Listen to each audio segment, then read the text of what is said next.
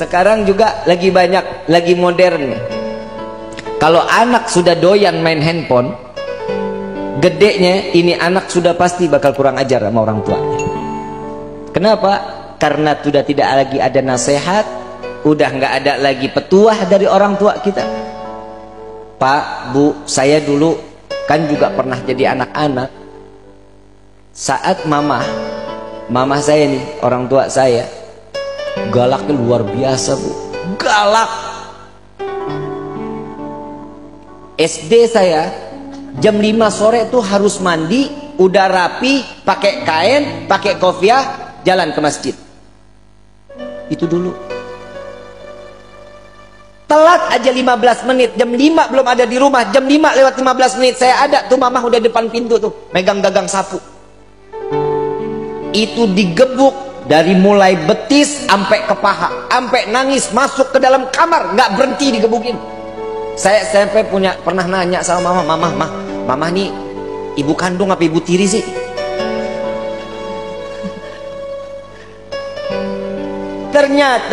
Ternyata itu obat.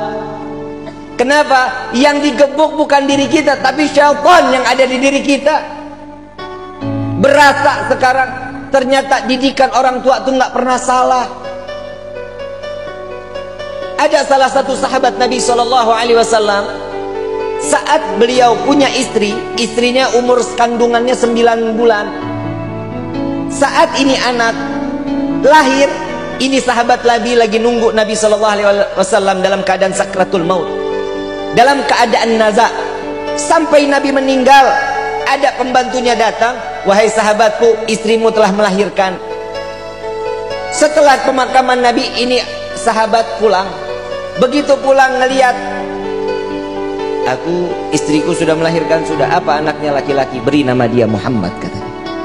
Dikasih nama Muhammad. Saat Muhammad kecil umur 1 tahun, setiap bangun malam, sepertiga malam, dibangunin tuh anak, suruh bengong ngeliatin bapaknya sholat. Setiap malam dibangunin. Kita tega nggak ngeliat umur anak setahun, kita bangunin suruh ngeliatin kita lagi sholat? Nggak bakal tega. Begitu 2 tahun, begitu juga dibangunin setiap sepertiga malam, setiap lagi sholat, nggak boleh dalam keadaan tidur, liatin bapaknya lagi sholat. Sampai ini anak umur 3 tahun mulai dibawa ke masjid, diajak sholat ke masjid, duduk sama-sama sama orang tuanya di masjid. Sampai umur 5 tahun Muhammad sudah bisa menghafal Al-Quran. Muhammad sudah mengikuti sunnah Nabi. Puasa Senin Kemis nggak pernah lewat, kadang puasa Nabi Allah Daud. Sunnah semua dijalani. Di Muhammad 5 tahun udah mulai pentes. Mulai nih, Muhammad udah mulai nanya-nanya banyak sama ayahnya. Wahai ayahku, dari kemarin aku nih dididik sama dirimu, dalam keadaan ini harus sunnah. Apa sunnah ini? Sunnah ini apa yang diajarkan oleh Nabi, itu yang kita jalani. Siapa Nabi itu? Nabi Muhammad SAW. Dia yang mana orangnya? Dibawalah si Muhammad kecil datang ke makam Nabi SAW. Inilah Nabi Muhammad. Dia telah meninggal dunia, iya. Tapi kenapa ajarannya harus terus kita jalani? Karena ajarannya yang bisa membawa kita saat dimana kita di sirat dapat masuk ke dalam surganya Allah.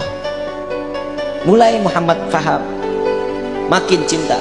Bagaimana caranya ingin berjumpa dengan Nabi Muhammad? Maka timbulkan rasa cintamu kepada Nabi SAW. Ikutin, baca sholawat terus, dia sunnahnya, wajibnya terus dijalani. Sampai satu saat ayahnya nanya, ya Muhammad, sudah belum mimpi Nabi? Belum. Berarti engkau belum cinta kepada Nabi. Sampai suatu saat dengan mahabbah yang luar biasa, sampai netes air mata Muhammad, itu malam dimimpiin sama Nabi. Dimimpiin Nabi, dia bangun ketemu ayahnya. Ayah, malam ini aku berjumpa dengan Nabi. Engkau baru bermimpi, aku sudah berjumpa dengan Nabi Muhammad SAW. Saat sampai umur 9 tahun, si Muhammad sedang main, tiba-tiba terdengar suara azan. Allahu Akbar, Allahu Akbar, Allahu Akbar, Allahu Akbar. Tapi azannya ini belum waktu salat, belum masuk waktu salat. Si Muhammad ini lari ke gudang, ambil perisai, ambil pedang, lari naik tunggangin kuda punya bapaknya. Ada di barisan yang paling depan si Muhammad. Sayyidina Abdurrahman bin Auf saat itu pemimpin peperangan, bertanya, ini anak siapa? Oh, itu anakku, itu Muhammad anakku, kata sahabat. Bawa pulang, ini anak masih 9 tahun belum boleh ikut perang. Karena di saat zaman dahulu 12 tahun baru boleh ikut perang, tapi 9 tahun belum boleh. Begitu digendong si Muhammad kecil, ditanya, ayahnya ditanya, ya wahai ayah, bukankah engkau selalu mengajariku untuk menjalankan sunnah Nabi SAW? Iya. Lalu bagaimana dengan peperangan? Bukankah peperangan ini adalah salah satu sunnah Nabi SAW? Gak bisa ngomong bapaknya. Dilepas. Baik, bagaimana? Aku ingin berperang wahai ayah. Jalan. Jalan, dia minta di barisan yang paling depan. Paman Abdurrahman, biarkan aku untuk ikut berperang bersama kalian, karena aku ingin menjalankan sunnah Nabi Muhammad SAW. Dengan niat menjalankan sunnah Nabi SAW.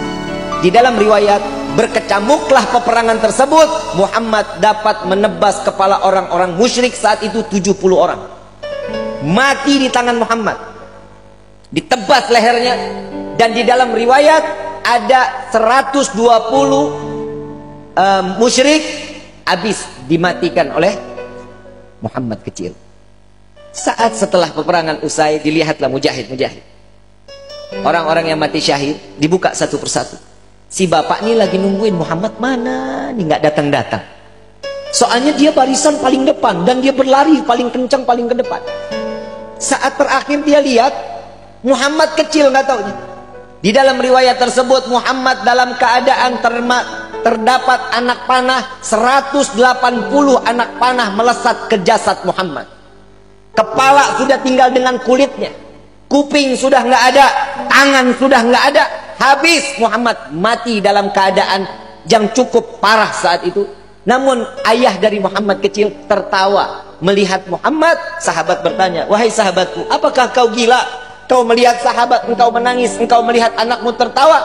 Aku melihat sahabatku, mereka adalah penghuni surga. Aku merasakan bagaimana saat aku kelak di yaumil kiamah, akankah aku berkumpul dengan saudara-saudaraku dan sahabat-sahabatku. Jika aku melihat anak aku tertawa, aku melihat dia sedang bermain dengan baginda Nabi Muhammad SAW. Ingat Bu, Pak, anak itu fitnah.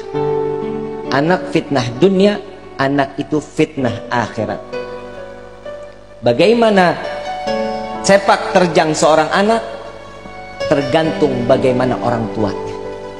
Jika orang tuanya baik, beribadah kepada Allah, ini anak spontan pasti bakal ibadah kepada Allah. Jika orang tua jauh daripada Allah, siap-siap anaknya pun akan jauh dari Allah. Kalau kata pepatah bahasa, buah nggak jauh jatuhnya dari pohon. Betul? Betul?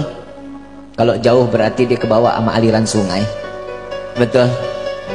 Nah sekarang bagaimana sikap kita untuk nasehatin anak?